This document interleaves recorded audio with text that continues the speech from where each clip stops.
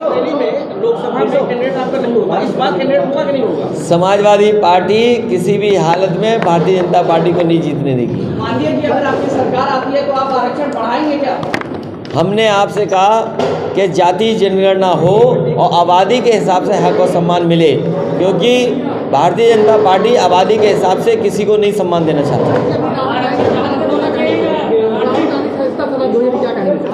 ये कानून उन्होंने ही बनाया, उसी में फंस गए और बीजेपी की चालबाजी में फंस गए। बीजेपी अपने लोगों को सज़ा दिलवाती है 1 साल का।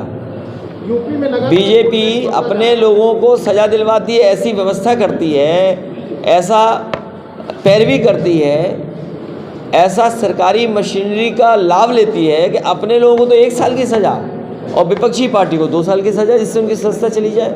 मोहम्मद आजम साहब की सत्ता गई, अब्दुल्ला की सत्ता गई, ये और हमारे विधायकों की सत्ता छीनना चाहते हैं। किसके नाम? बीजेपी विधायक जो है अधिकारियों के खिलाफ धरने बैठ गए सर। इन्हें धरने पे अधिकारियों के खिलाफ नहीं बैठना चाहिए, इन्हें मुख्यमंत्री आवास पे धरने बैठना चाहिए। गलत जगह बैठे। महामाया एजुकेशन ट्रस्ट उस संस्थान में, और मैं इस मौके पर सबसे पहले समाजवादी पार्टी के राष्ट्रीय महासचिव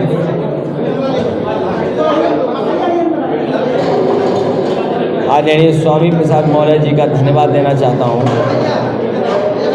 कि उन्होंने मान्यवर काशीराम जी की प्रतिमा का आज अनावरण किया है अपने संस्थान में। मुझे खुशी है इस बात की कि एक बार फिर लोगों को जोड़ने का काम होगा।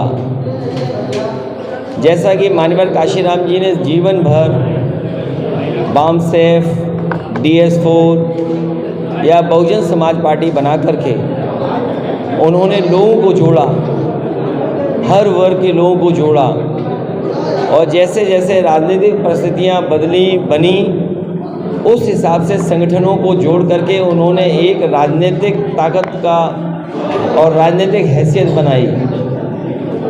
नेताजी और मान्यवर काशीराम जी दोनों ने मिलकर के सपा बसपा का गठबंधन किया, और एक समय ऐसा आया कि लोकसभा इटावा में गठबंधन से पहले नेताजी ने मान्यवर काशीराम जी को लोकसभा में जिता करके भेजा।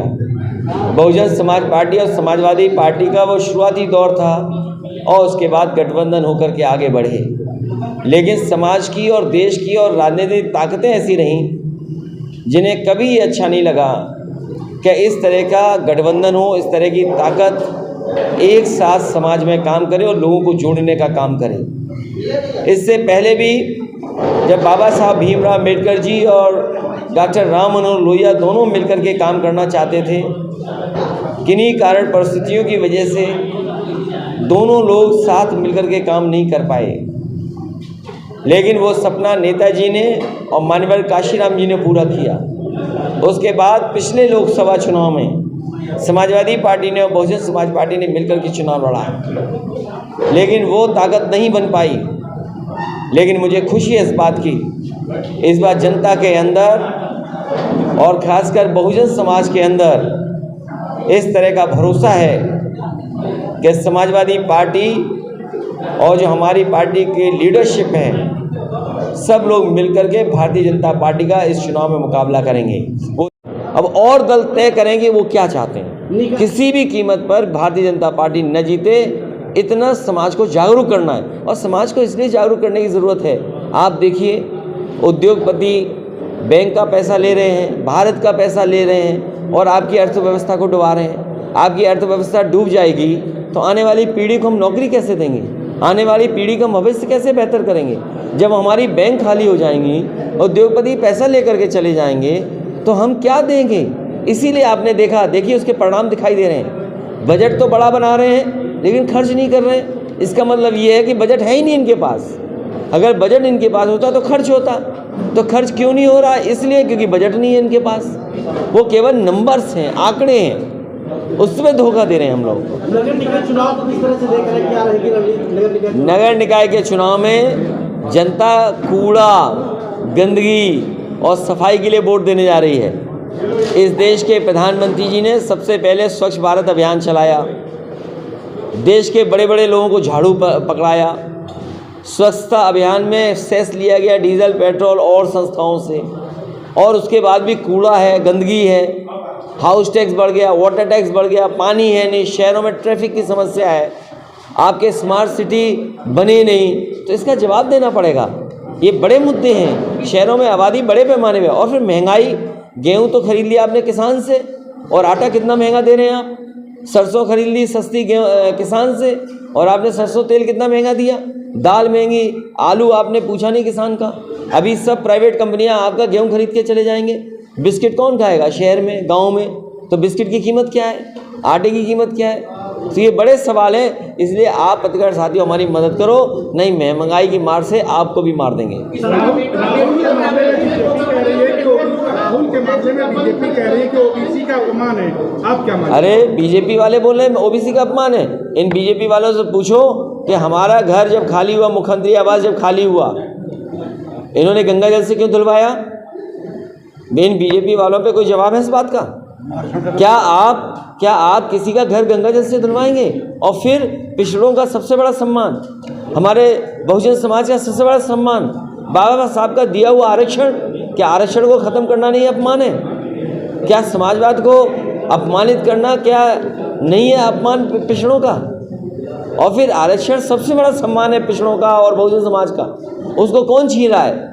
सम्मान छीनना आरक्षण छीनना बराबर है। आ रही हैं, इस देश की जनता देख रही है कि लोकतंत्र को बचाने के लिए, संविधान को बचाने के लिए, बाबा साहब भीमराव अम्बेडकर जी ने जो अधिकार दिए थे उनको बचाने के लिए, और देश को नई दिशा में ले जाने के लिए बहुजन समाज एक साथ आने जा रहा है। जो लोग शोषित रहे, वंचित रहे, जिनके अभाव में जीवन जिया है, वो सब लोग मिलकर के इस बार भारतीय जनता पार्टी का पूरी तरीके से सफाई उत्तर प्रदेश में करेंगे। अपने घोषणा पत्र में लिखा है कि आने वाले समय में अगर सरकार बनती तो हम जाति जनगणना कराते।